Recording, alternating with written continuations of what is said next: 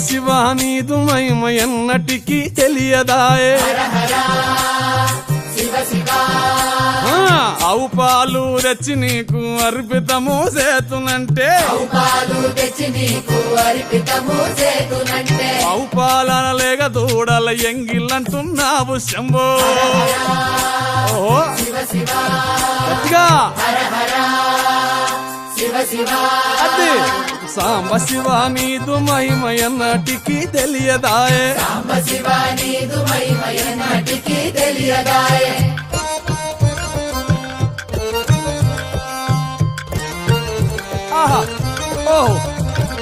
తుమ్మి పూలు తెచ్చి నీకు తుష్టుగా పూజింతునంటే కొమ్మ కొమ్మన కోటి తుమ్మెద లెంగిలంటున్నావు శివ